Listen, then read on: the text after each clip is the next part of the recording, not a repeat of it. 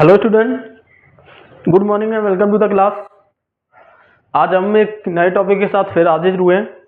कैसे हो आप? उम्मीद करते हैं अच्छे होंगे। इसी के बीच हम एक टॉपिक लेकर आए हैं, यानी काफ़ी इंपॉर्टेंट रहने वाला है एग्जाम के पॉइंट ऑफ व्यू से, रियलिज्म और गोथिज्म। ठीक है, गॉथिक लिटरेचर और रियलिज्म, ये जो है लिटरेरी मूवमेंट है उसका हिस्सा है। ठीक है, लिटरेरी मूवमेंट में अपने एग्जिस्टेंशलिज्म पढ़ लिया है, इसके बाद में गॉथिक बचता है और प्रेरेफलाइट, और इसके बाद में रियलिज्म। ठीक है, इनको कंप्लीट करेंगे अपन। रियलिज्म जो है ना, उसमें देखते हैं रियलिज्म जो है ना, यथार्थवाद जिसको बोलते हैं। रियलिज्म यानी यथार्थवाद, वास्तविकता क्या है उसके बारे में। यानी किसी जो राइटर जो थे ना रियलिज्म के, वो बताते थे कि किसी चीज को क्या करो, यानी वास्तविकता में क्या करो, उसको रिवील करो, वास्तविकता में बताओ, ना कि उसे किसी फिक्शन के माध्यम से। जो फिक्शन होता है ना उससे, ठीक, काल्पनिक जो कहानियां होती है उसके अकॉर्डिंग मत बताओ किसी पात्र को, किसी कैरेक्टर को, बल्कि किसके अकॉर्डिंग बताओ, किसी फिक्शन से। तो ये कहते थे रियलिज्म जो थे ना, रियलिज्म फिलोसफर, वो यही बताते थे। तो देखो रियलिज्म जो था ना 80-50 के आसपास जो हुआ था ना, वो फ्लोरिश हुआ था यूरोप में और अमेरिका में। ठीक है, पहले फ्रांस में आया था, फिर अमेरिका में और यूरोप में क्या हुआ था, डेवलप हुआ था। ठीक है, और ये रिएक्शन किसका है, यानी रियलिज्म जो है ना, रिएक्शन किसके अगेंस्ट में, किसके अगेंस्ट में, रोमांटिसिज्म। यानी रोमांटिसिज्म में बताया जाता है कि यानी कल्पनाओं के आधार पर, ठीक है, कल्पनाओं के आधार पर नेचर का क्या किया जाता है वहाँ पर, इस तरह से बताया जाता है उनमें। लेकिन जब उसके अगेंस्ट है रियलिज्म, ठीक है, यानी रोमांटिसिज्म में तो क्या बताया जाता है, इमेजिनरी चीज़ें बताई जाती हैं, काल्पनिक। लेकिन जो रियलिज्म होता है उसमें यथार्थवाद यानी वास्तविकता बताई जाती है। ठीक है, तो इसी के अकॉर्डिंग अपन एक इस टॉपिक को लेकर आए तो देखेंगे। सबसे पहले टॉपिक का नाम डालेंगे realism.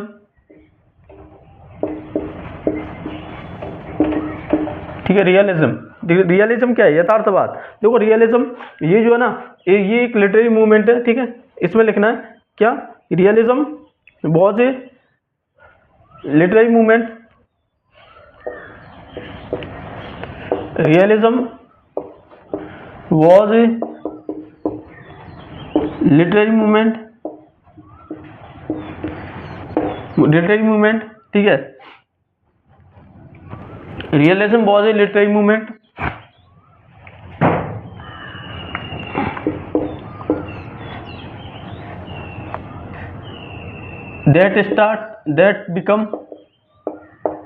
that become popular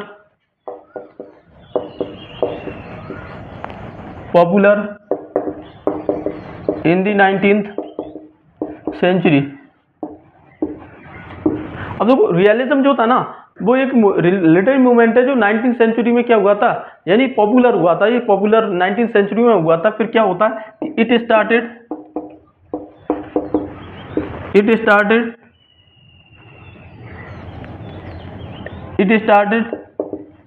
in France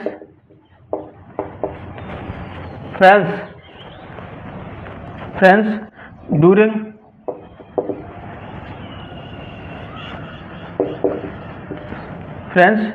around करना, around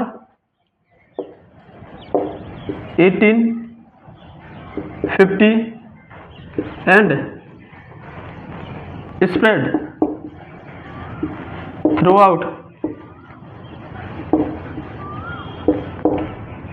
Europe and America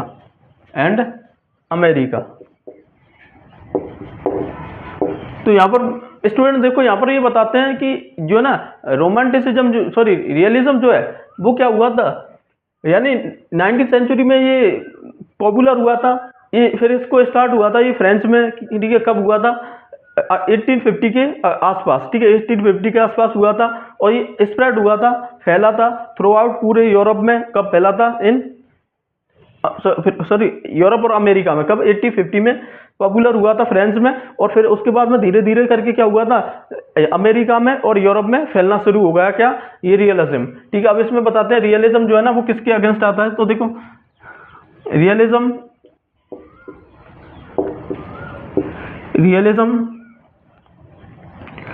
is seen as a reaction against the romanticism.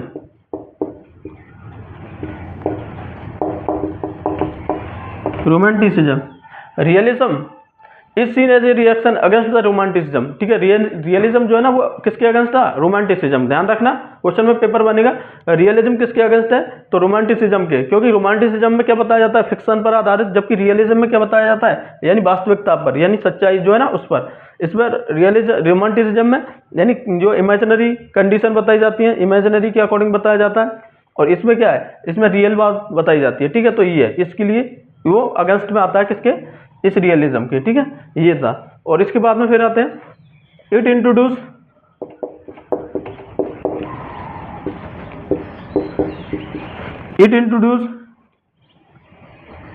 ठीक है, इट इंट्रोड्यूस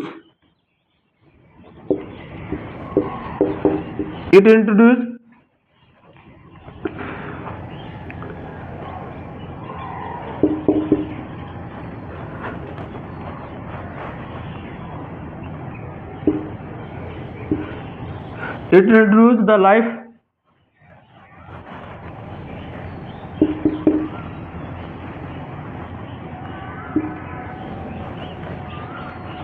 lives of, ऐसे लिखना है, इट इंट्रोड्यूस। ठीक है, क्या करना है इसको,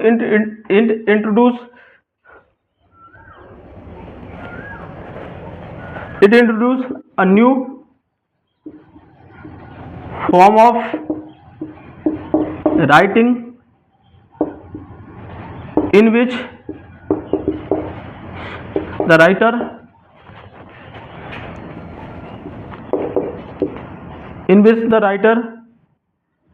portrayed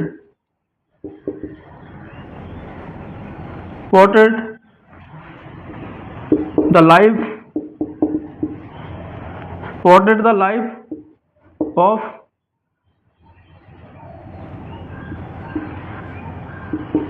relatable person, sorry character. Student यहाँ पर कहता है कि it introduce a new form, यानी ये इसने क्या किया, एक न्यू फॉर्म को विकसित किया, यानी न्यू फॉर्म को परिचय दिया ऑफ राइटिंग, लेखन में, इन बीच जिसमें द राइटर जो थे, ठीक है, वो जो रियलिज्म के जो राइटर थे, पोर्ट्रेट यानी वो चित्रित करते थे, बताते थे द लाइफ, जीवन को, ऑफ रिलेटेबल कैरेक्टर, किसी रिलेटिव कैरेक्टर जो था ना, संबंधित कैरेक्टर या वास्तविकता का कैरेक्टर था, पात्र था, उसके बारे में बताते थे, किसमें, रियलिज्म में। ठीक है, ये था। इसके बाद में फिर इसमें it story focus on the life of a middle class and a lawyer class character। ठीक है, तो स्टूडेंट यहाँ पर क्या कहते हैं, देखो कि इट स्टोरी फोकस, इनकी जो स्टोरी है ना वो किस पर फोकस करती है, लाइफ, जीवन पर, मिडिल क्लास का जीवन हो गया, और किसी लॉयर क्लास के जीवन पर, उस पात्र पर क्या करती है, फोकस करती है इनकी स्टोरी। यानी कहने का मतलब ये है कि जैसे अपन ने कोई फिक्शनल, यानी अपन को पता है कि जैसे शक्तिमान का कैरेक्टर है या फिर स्पाइडरमैन का कैरेक्टर है, वो क्या है, फिक्शनल है। ठीक है, वो वास्तविकता में है नहीं। लेकिन अपन किसी को, जैसे किसी ने जैसे ऋण लिया हो, किसी डेट में हो, ऋण लिया हो, ठीक है, परेशानी में हो, वो फिक्शनल है, यानी अपन को पता है कि वास्तविकता में ये सब चीज़ें होती हैं। तो वो अपन को क्या लगेगा, वो मिडिल क्लास फैमिली में कोई बिलोंग करता हो और लॉयल क्लास फैमिली में रहता हो, तो वो क्या करेगा, अपन को लगेगा कि हाँ ये कहानी बेस्ड स्टोरी जो है ना वो क्या है, इसके जीवन की जो स्टोरी है वो बड़ी सच्ची है। ठीक है, इस तरह से। तो ये जो है ना वो किसके यानी किसके बारे में, ये कैरेक्टरिस्टिक यानी रियलिज्म में। तो देखो रियलिज्म जो था वो लिटरेरी मूवमेंट था जो बिकम यानी बना पॉपुलर प्रसिद्ध 19वीं सेंचुरी में, और फिर स्टार्ट हुआ था फ्रेंच में कब 1850 में, 1850 में, और स्प्रेड फिर फैला था थ्रू आउट पूरे किसमें, यूरोप में और अमेरिका में। इसके बाद में रियलिज्म जो है वो उसको किसके रूप में देखा जाता है, उसकी रिएक्शन और रोमांटिसिज्म, यानी इसका रिएक्शन होता है अगेंस्ट किसके, रोमांटिसिज्म के, ठीक है। और फिर ये इंट्रोड्यूस करता है एक नए फॉर्म को लेखन में, जिसमें क्या किया जाता है, राइटर को चित्रित करता है, राइटर लाइव जीवन को रियलिटेबल कैरेक्टर, किसी वास्तविकता वाले पात्र की तरह। स्टोरी जो है वो फोकस करती है जो जीवन जो है ना मिडिल क्लास फैमिली का और लोअर क्लास कैरेक्टर, ठीक है, इनके जीवन को क्या करती है ये स्टोरी रिवील करती है, बताती है। तो ये अपन के किसके बारे में हुआ था, यानी रियलिज्म के बारे में।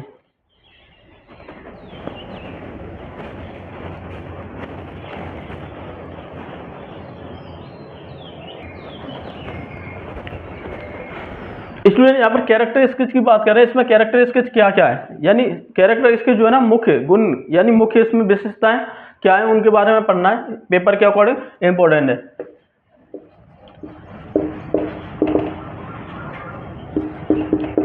ठीक है, कैरेक्टर स्केच क्या क्या है इसमें, तो सबसे पहले कैरेक्टर स्केच आएगा इसमें, यानी कौन सा, डिस्क्रिप्शन ऑफ एवरीडे लाइफ, यानी रियलिज्म में जो है ना वो एवरीडे लाइफ पर क्या किया जाता है, डिस्क्रिप्शन किया जाता है, यानी वर्णन किया जाता है एवरीडे लाइफ पर। दूसरा आता है इसमें ऑब्जेक्टिविटी, यानी इसमें ऑब्जेक्टिविटी बताई जाती है किसी उद्देश्य, ठीक है, उसका जो उद्देश्य है उसको बताया जाता है। और थर्ड नंबर पर आता है यहाँ पर focus on social issue. Student यहाँ पर फोकस किया जाता है सोशल इशू पर, यानी सामाजिक मुद्दों पर क्या किया जाता है, फोकस किया जाता है, ठीक है, सामाजिक मुद्दों पर ध्यान केंद्रित किया जाता है, किसमें, रियलिज्म में। उसके बाद में फोर्थ कैरेक्टर स्केच है, यानी यूज ऑफ सिंपल लैंग्वेज, ठीक है, सिंपल लैंग्वेज यानी साधारण भाषा जो है ना उसका यूज किया जाता है किसमें, रियलिज्म में, ठीक है। तो ये 4 कैरेक्टर स्केच होगा इसके, डिस्क्रिप्शन ऑफ एवरीडे लाइफ हो गई, फिर इसके बाद में ऑब्जेक्टिविटी हो गई, फोकस ऑफ सोशल इशू हो गए, यूज ऑफ सिंपल लैंग्वेज, ठीक है, ये कैरेक्टर स्केच है यहाँ पर, डिस्क्रिप्शन एवरीडे लाइफ, ठीक है।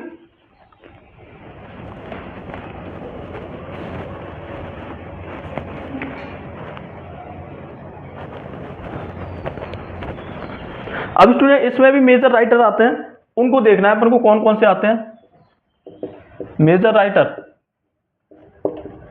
देखो मेजर राइटर कौन कौन से हैं इसमें, तो ध्यान रखना, सबसे पहले आते हैं चार्ल्स डिकेंस, ठीक है, पहले मेजर राइटर है इसमें चार्ल्स डिकेंस। अब चार्ल्स डिकेंस के जो है ना वो कौन कौन से वर्क है वो उसके बारे में पढ़ना है जो रियलिज्म से संबंधित है। एक तो हार्ड टाइम, दूसरा है ओलिवर टोस्ट,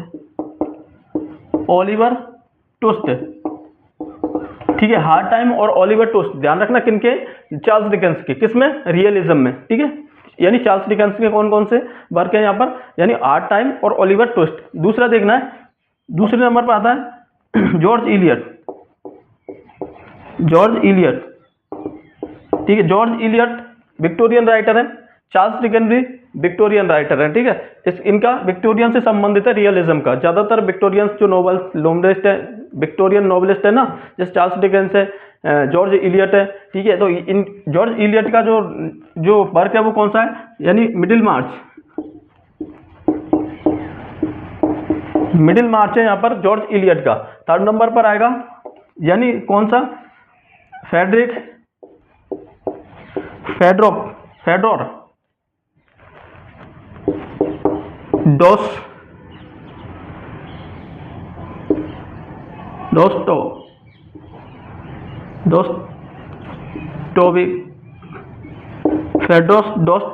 दोस्तोयेव्स्की, ठीक है, इस तरह से दोस्तोयेव्स्की, फेडोर दोस्तोयेव्स्की, इनका जो वर्क है वो कौन सा है, क्राइम एंड पनिशमेंट,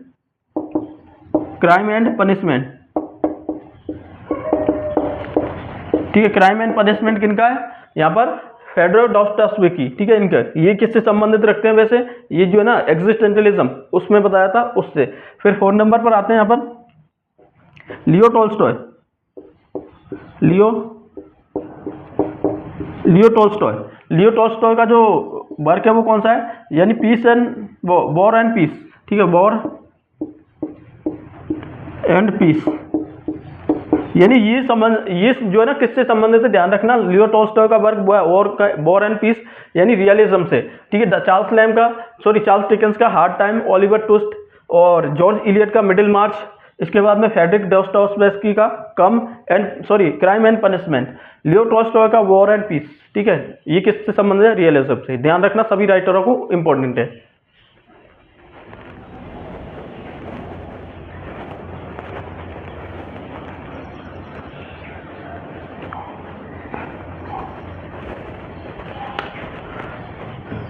इसके बाद में जो है ना अपन का ये जो बस इतना ही था इसमें, ठीक है। रियलिज्म में जो विशेषताएं थी सब देखी थी अपन ने, और कैरेक्टर स्केच देखे थे, और इसमें राइटर भी देखे थे। छोटा सा मूवमेंट है रियलिज्म। इसके बाद में आता है गॉथिक मूवमेंट यानी गॉथिक लिटरेचर, ठीक है। उसको देखते हैं अपन, इसको देखो जब तक दोबारा से।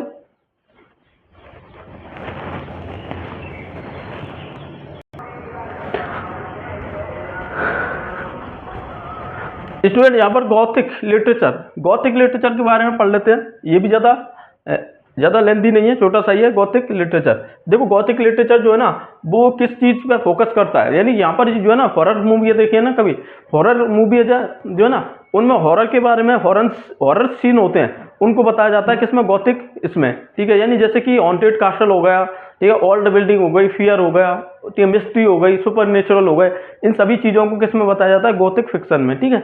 इस तरह से तो गॉथिक फिक्शन जो है ना ये क्या करती है, यानी ये भी इसका, यानी इसमें न्यू क्लासिज्म अगेंस्ट किसके आती है, ये न्यू क्लासिसिज्म के, ठीक है। और ये सबसे ज़्यादा जो गॉथिक फिक्शन लिखे गए थे वो रोमांटिक एज में लिखे गए थे।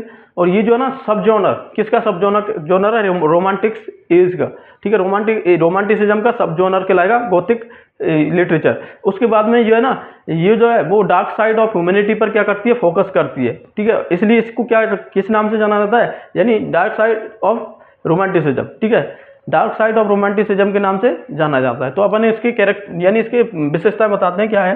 तो देखो गॉथिक लिटरेचर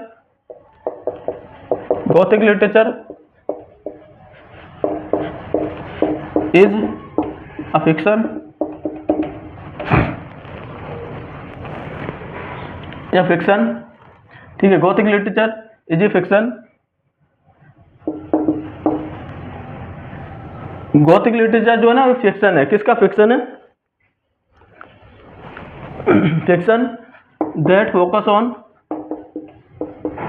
फोकसेस ऑन, यानी कौन को किस पर, fear, mystery, mysteries and the supernatural,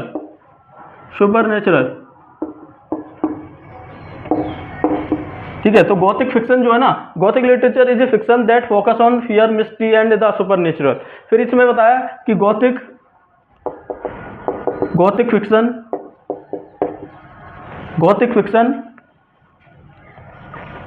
describe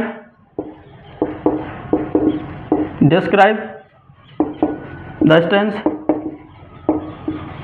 thing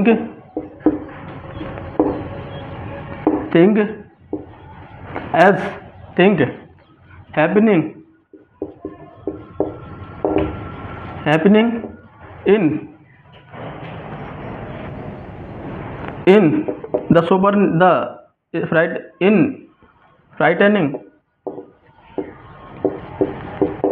frightening place as, जैसे कि haunted castle,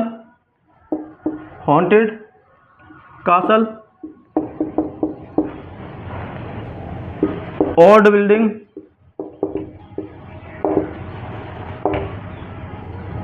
haunted castle, old building, rooms, etc.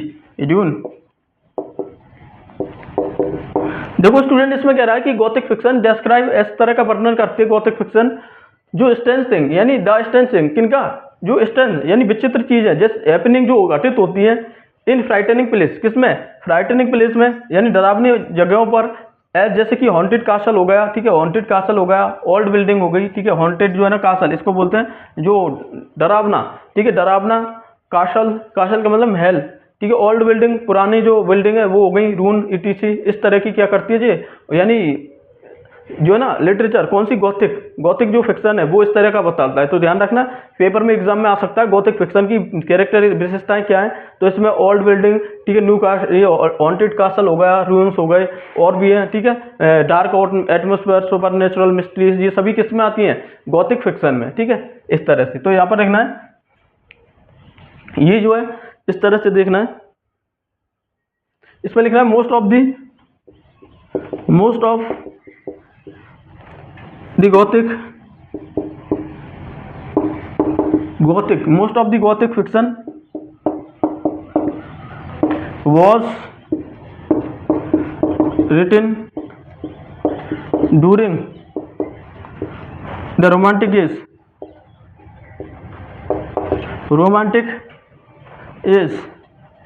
ठीक है। तो यहाँ इसमें बता रहा है most of the gothic fiction जो है ना was written during the romantic age, यानी सबसे ज्यादा गॉथिक फिक्शन जो थे ना वो कब लिखे गए थे, रोमांटिक एज है ना उसमें लिखे गए, उसके दौरान लिखे गए।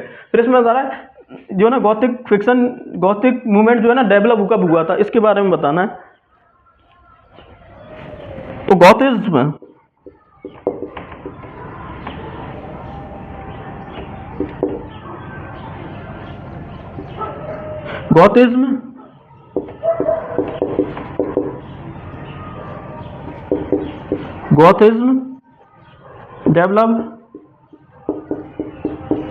develop as a reaction against the new classism,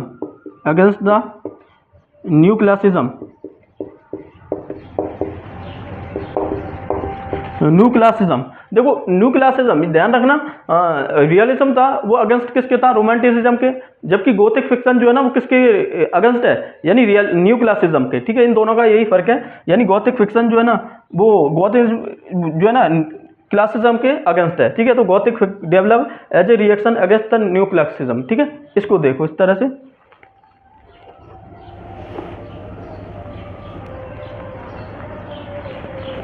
इसके बाद में एक पॉइंट और है, it is consider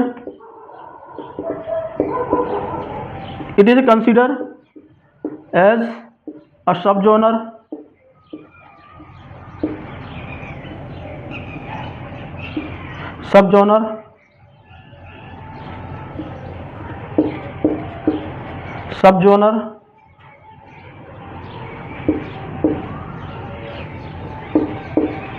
genre of romanticism,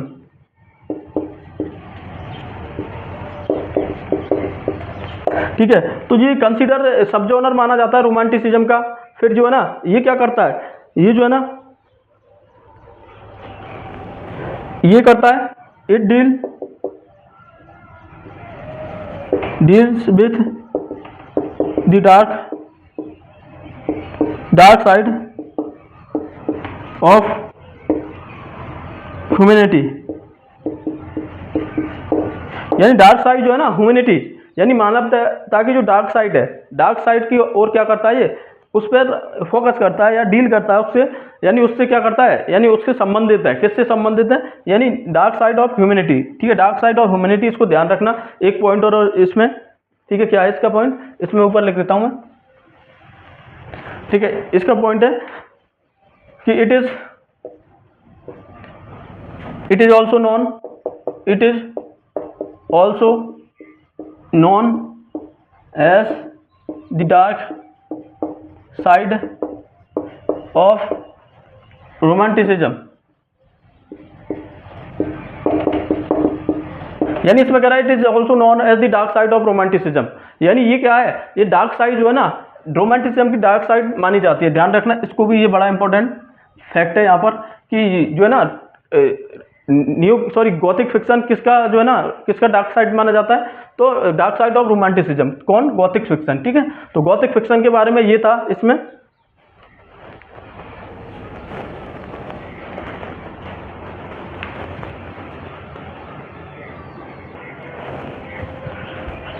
अब इसमें जो है ना कैरेक्टरिस्टिक्स देखते हैं स्टूडेंट, कैरेक्टरिस्टिक्स क्या है।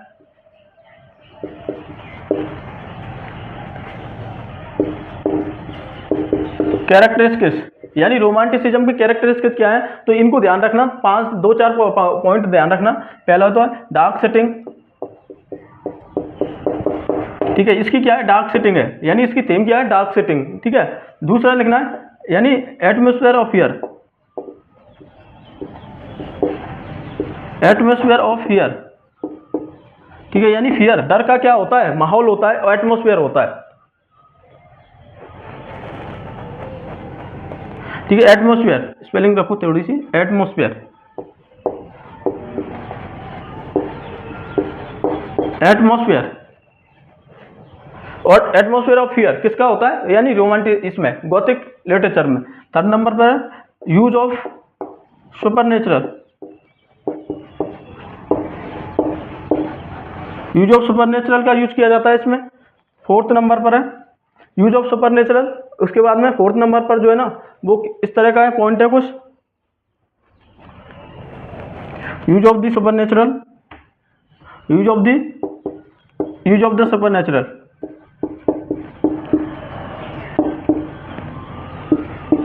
ठीक है। उसके बाद में फोर्थ नंबर पर आता है जो है ना use of supernatural. Fourth number पर आता है स्ट्रेंथ थिंग,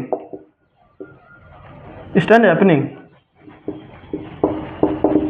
स्ट्रेंज हैपनिंग यानी कुछ अजीबोगरीब घटित होना, ठीक है। तो यहाँ पर रोमांटिसिज्म, सॉरी, इसमें गॉथिक लिटरेचर जो है ना डार्क सेटिंग आती है, एटमॉस्फेयर ऑफ फियर का आता है, यूज ऑफ सुपरनेचुरल आती है, और स्ट्रेंज हैपनिंग आती है, किसमें, रोमांटिसिज्म में। ध्यान रखना रोमांटिसिज्म जो है ना ये कैरेक्टरिस्टिक्स है और इंपॉर्टेंट है इसमें, कि डार्क सेटिंग यानी एग्जाम्पल में, यानी इनमें से 3 दे देगा, कोई बाहर से दे देगा कि बताओ रोमांटिसिज्म, सॉरी गॉथिक फिक्शन की विशेषता कैरेक्टरिस्टिक्स कौन सा नहीं है, या फिर कोई बाहर से दे, या कोई इनमें से एक दे देगा और 3 बाहर से दे देगा और बताएगा बताओ इसमें से रोमांटिसिज्म की विशेषता, सॉरी गॉथिक लिटरेचर की विशेषता कौन सी है। तो ये अपन को ध्यान रखना है चारों को, dark setting, atmosphere of fear, use of supernatural, और स्ट्रेंज हैपनिंग किस में होती है, यानी गॉथिक फिक्शन में, ठीक है, इस तरह से।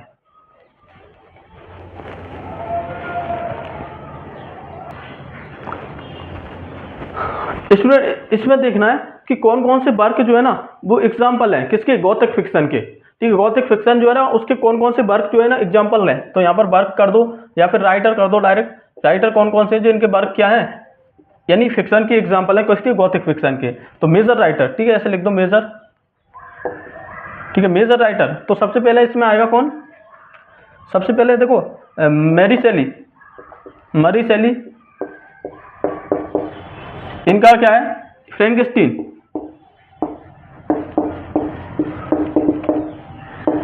फ्रैंकेनस्टीन ये नोवेल है इनका, ठीक है, किसका, मैरी शेली का। फ्रैंकेनस्टीन नोवेल है, ध्यान रखना, मैरी शेली का, किसमें, गॉथिक लिटरेचर में। उसके बाद में आते हैं जो है ना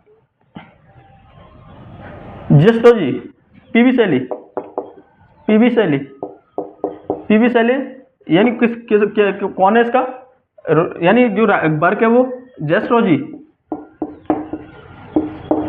जेस्ट्रोजी ये भी नोवेल है, ठीक है। तो ध्यान रखना जेस्ट्रोजी किसकी है, पीवी शेली की, ठीक है। और मैरी शेली की क्या है, फ्रैंकेनस्टीन नोवेल, किसमें, गॉथिक लिटरेचर, गॉथिक फिक्शन में। उसके बाद में आती है यानी जो है ना एन रैडक्लिफ, एन रैडक्लिफ, इनकी 2 फिक्शन, इनकी 2 नोवेल हैं, कौन कौन से, एक तो द मिस्टीरियस ऑफ ओडाल्फो, ठीक है ये, और दूसरी है the romance of forest, romance of, ठीक है, ये क्या है, दोनों ही नोवेल, ठीक है, दोनों ही क्या है, नोवेल। तो ध्यान रखना एन रैडक्लिफ का द मिस्टीरियस ऑफ ओडाल्फो और द रोमांस ऑफ फॉरेस्ट किसका नोवेल है, यानी एन रैडक्लिफ का। इसके बाद में आते हैं जो है ना Edgar Allan Poe, Edgar Allan Poe, यानी इसकी इनकी एक पोएम है कौन सी, द रोबन,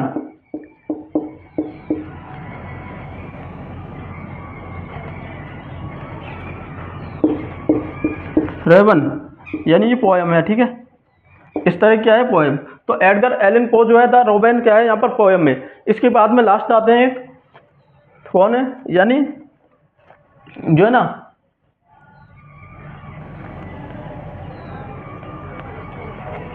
जो एक क्या आते हैं, यानी the castle of Otranto, castle of Otranto, castle of Otranto, castle of Otranto के जो राइटर है ना वो है Horace Walpole, Horace Walpole, Horace Walpole, किसके, कासल ऑफ ओटेंटो। और ये कासल ऑफ ओटेंटो ना ये क्या है, the first Gothic, Gothic novel, first Gothic novel कौन है, द कासल ऑफ ओटेंटो। तो ये भी क्या है यहाँ पर नोबल, नोबल है कौन, द कासल ऑफ ओटेंटो। तो इनको ध्यान रखना, मरी शैली फ्रैंकस्टीन नोबल है, काफी पूछी जाती है एग्जाम में, मरी फ्रैंकस्टीन किसका है, नोबल है, तो मरी शैली का, किसमें, गॉथिक फिक्शन में। पीवी शैली का जेस्ट्रोजी नोबल है। एन रेडक्लिफ मिस्ट्रियस ऑफ ओडेल्पो और रोमांस ऑफ फॉरेस्ट, ये नोबल है यहाँ पर, इन दोनों, इसका एन रेडक्लिफ की दोनों नोबल है। इसके बाद में एडगर एलन पो का द रोबेन पोएम है यहाँ पर, और द कासल ऑफ ओटेंटो किसका है, हॉरेस वॉलपोल। कासल और ओटेंटो भी बड़ा इंपॉर्टेंट है, ध्यान रखना, ये भी द फर्स्ट गॉथिक नोवेल था, फर्स्ट गॉथिक नोवेल है कासल ऑफ ओटेंटो। इसलिए यहाँ पर नोवेल क्यों आ रहे हैं, क्योंकि ये जो संबंध है ना वो विक्टोरियन एज से, और विक्टोरियन एज जो है ना वो किसका एज कहलाता है, यानी एज ऑफ नोवेल। क्यों, कौन सा एज, विक्टोरियन एज, ठीक है। विक्टोरियन एज जो है ना 1832 से और 91 तक, ठीक है, जारी रहा था वो विक्टोरियन एज, ठीक है। तो यहाँ पर ये हो गया अपन का क्या, यानी गॉथिक लिटरेचर और रियलिज्म। तो स्टूडेंट यहाँ पर दो अपन लेकर आए थे आज, गॉथिक लिटरेचर और रियलिज्म। यानी इसके बाद में अपन का जो है ना ग्रेड 2 में और ग्रेड 1 उसमें क्या है, एक तो बचा प्री रेफलाइट और दूसरा उसके बाद में हाँ ठीक है प्री रेफलाइट बचता है। बाकी क्या अपन ने कवर कर लिए तीनों, एग्जिस्टेंशियलिज्म कर लिया, गॉथिक कर लिया, और अपन ने रोमांटिसिज्म, तो सॉरी ये गॉथिक लिटरेचर और रियलिज्म कर लिया। इसके बाद में प्री रेफलाइट बचता है। प्री रेफलाइट काफ़ी इंपॉर्टेंट जो है ना मूवमेंट है, सबसे अच्छा मूवमेंट माना जाता है प्री रेफलाइट मूवमेंट। अच्छे तो सभी हैं खैर, लेकिन कुछ ज़्यादा ही इंपॉर्टेंट जो होता है वो प्री रेफलाइट। प्री रेफलाइट जो है वो पेंटर्स जो है ना उनसे संबंधित रहता है, यानी वो पेंटर थे 18वीं सेंचुरी के, उनसे संबंधित है। जैसे डीजी रसिडी हो गया, ठीक है, उनको अपन बाद में बताएंगे जो आगे क्लास लेके आएंगे, ठीक है। तब तक के लिए इसे देखना। Thank you and have a wonderful day.